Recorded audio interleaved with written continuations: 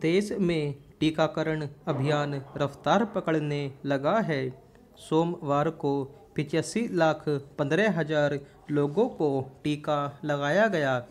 यह अब तक का रिकॉर्ड है। इससे पहले एक ही दिन में इतने टीके नहीं लगे थे। 1 अप्रैल को 48 लाख लोगों को टीका लगा था। वैसे पिछले कुछ दिनों में टीकाकरण का रोजाना का औसत 35 लाख के आसपास ही रहा। इससे ऊपर नहीं निकल पाया।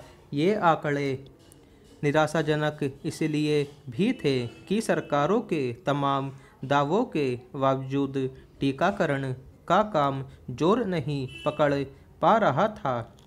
एक दिन में 85 लाख से ज़्यादा लोगों को टीका लगाने से यह भी साबित हो गया कि हम चाहें तो टीकाकरण की अपेक्षित रफ्तार हासिल कर सकते हैं और दिसंबर तक अधिकतम आबादी को टीका लगा सकते हैं।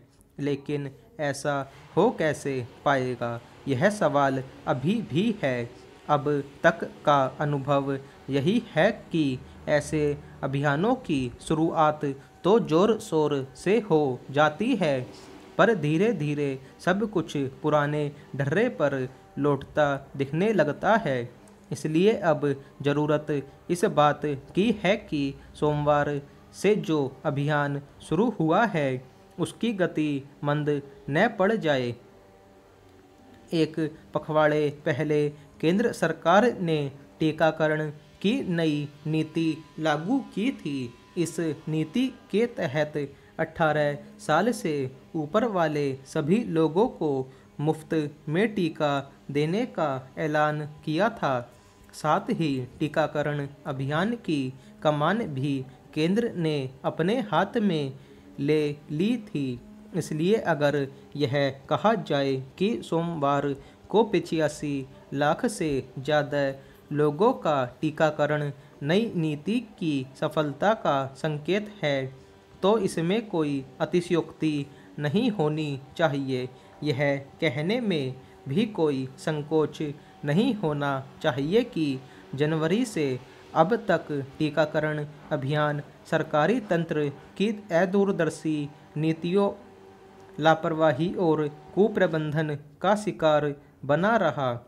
वरना क्या कारण है कि जो कामयाबी हम 6 महीने में हासिल नहीं कर पाए वह एक ही दिन में कर ली, जबकि वही व्यवस्था है, वही तंत्र है और काम करने वाले भी वही लोग हैं। हालांकि टीकाकरण में सबसे बड़ी अड़चन टीकों की कमी को लेकर आई। लंबे समय तक यही तय नहीं हो पाया कि टीकों की खरीद कैसे और कौन करेगा।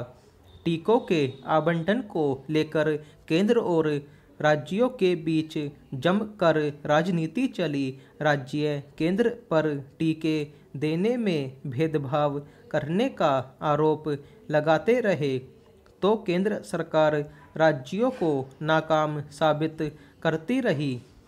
टीकों की खरीद को लेकर सरकारें जिस तरह की उलझन में पड़ी रही वह कम हैरान करने वाली बात नहीं है। महामारी का खतरा अभी टला नहीं है। दूसरी लहर की भयावहता कम भर हुई है। अब ज़्यादा चिंता तीसरी लहर के खतरे को लेकर है। इसलिए हर स्तर पर पुख्ता तैयारियों की ज़रूरत है। टीकाकरण इनमें सबसे प्रमुख है। अब तक के शोधों से यह सामने आया भी है कि टीका लगने के बाद संक्रमण से काफ़ी हद तक बचाव हो जाता है। इसीलिए टीकाकरण पहली प्राथमिकता होनी चाहिए। सरकार ने रोजाना 1 करोड़ लोगों को टीके लगाने का लक्ष्य रखा है। ऐसी भी खबरें हैं कि सोमवार के टीकाकरण अभियान में भाजपा शासित राज्यों का योगदान 70% रहा। जबकि गैर भाजपा शासित राज्यों में यह 30% के आसपास ही रहा। हालांकि ऐसा क्यों हुआ होगा, यह तो बाद में ही पता चलेगा। टीकाकरण का अभियान तो तभी सफल हो पाएगा जब इसे राजनीति से ऊपर उठकर चलाया जाएगा। सवाल भाजपा या गैर भाजपा शासित राज्य का नहीं होना चाहिए, बल्कि हर राज्य को इस अभियान को सबसे महत्वपूर्ण मानते हुए आगे बढ़ना चाहिए।